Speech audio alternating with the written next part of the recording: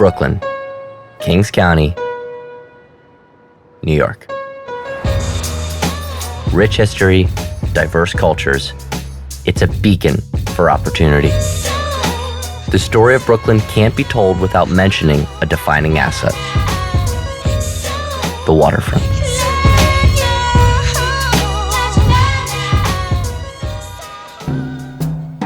In the 18th century and then in the early 19th century, Brooklyn was really known sort of as the breadbasket to New York City. It was the warehouses along the waterfront. What was brought into these buildings was everything from sugar to jute to leather goods to coffee, coming from really all over the world. So this was really kind of a starting point for pushing goods out into the rest of the country.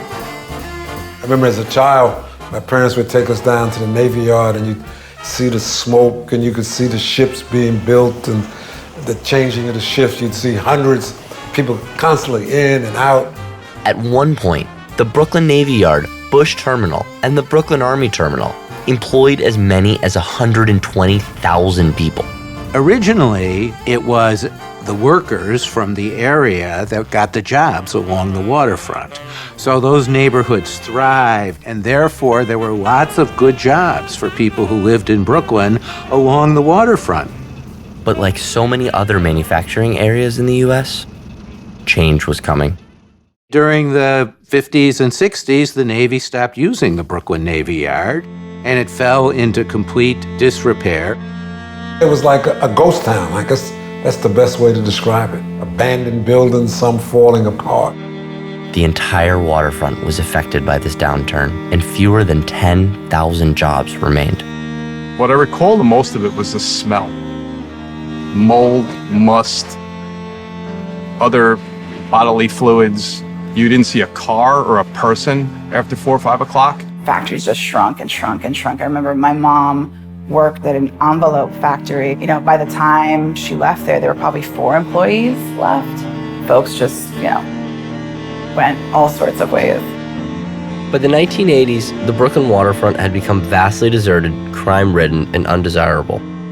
But its location was still second to none, and the foundation of what once was left some people with a lust for opportunity. Crucial new element in our economy, modern manufacturing, new businesses that utilize technology and the ingenuity of New Yorkers from every borough to quickly turn exciting ideas into tangible products, regardless of their scale.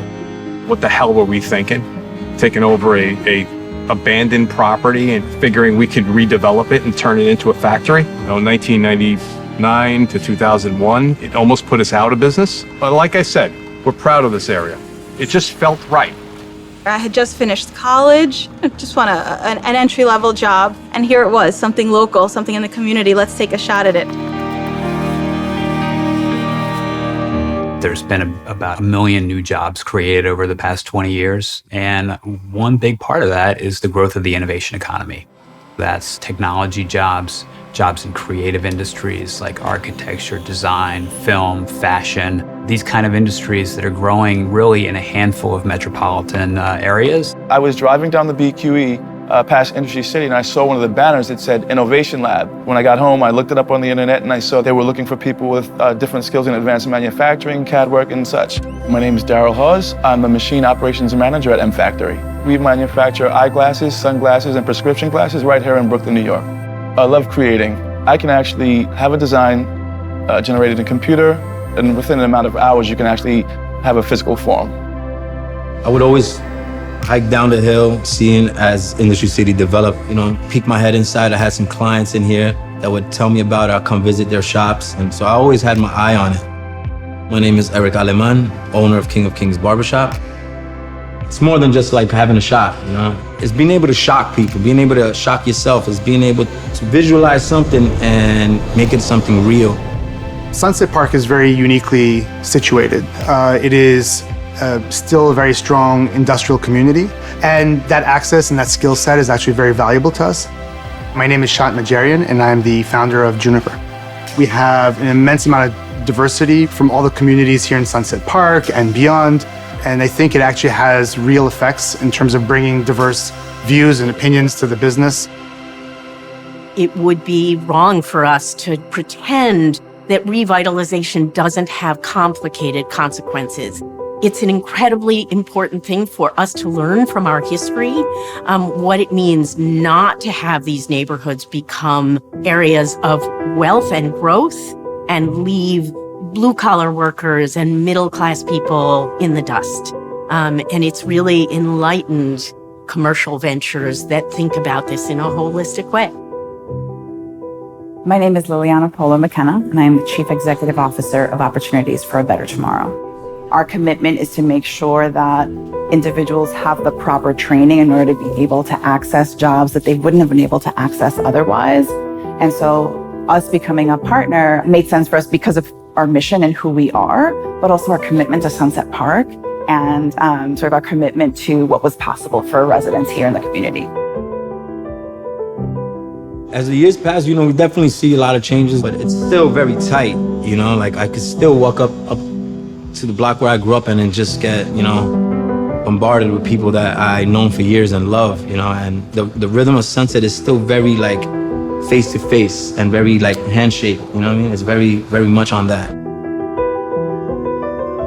I remember there was a time when there was really not much to do in Sunset Park. You left the community to eat, to hang out, to have fun. With places like Industry City, that's really changed. That for me is really exciting on a personal level, to keep it in the community. For the first time now, I'm looking at this place and I know I can transform it. I know that the people that work here, the people that function here, IC will give them a vehicle that the products that are produced here can go somewhere, stay within New York City, and we can scale up. I'm from Sunset Park, and I think people being able to stay and thrive, I firmly believe that we can recreate that. Everyone has sort of a different stake in what's important about the community and the ways in which this kind of development could affect them. So I think that there's an opportunity to get this perhaps more right than other parts of the city have. What I'd like to see is I'd like to see the people who live in this area and the people who work in this area and are coming to this area, that they have opportunities, and we need to do it the right way. We want all of the guys that you see on the forklift behind you to have something to grow into. We need to figure out what's a new definition for manufacturing today. It's not what everybody thinks of in terms of an old smokestack polluting company. Often it can look like an office today. We need to make sure we have the right zoning and other tools that allow today's manufacturing companies to survive and thrive. Brooklyn has the talent for a lot of the innovation economy. It has the transportation network that supports the innovation economy. But these old industrial buildings in the Navy Yard, in Industry City, in the Brooklyn Army Terminal have really been like the affordable growth spaces that these innovation economy companies badly need. But I think the real promise for Brooklyn and for New York is to turn a lot of these companies with 5 or 10 employees into companies that have 20, 50, and 100 employees. I've been a Brooklynite most of my life. And the development of the waterfront has been good for Brooklyn, good for the city, and more importantly, good for the neighborhoods and the people that live in those communities. Working here, it really blew my mind. I thought I was gonna feel more alienated, and the environment really allows me to be as creative as possible. See the guys who work here, and I see buddies I grew up with. We weren't expected to do anything, and you know what I mean? We didn't do that bad for just kids from the corner, Years ago, we got visited. This was early 90s, believe it or not, by a team from Detroit. They said, we want to learn from you. We want to know why you didn't leave. Our city is basically completely barren right now. What kept you here? What can we do to get people back?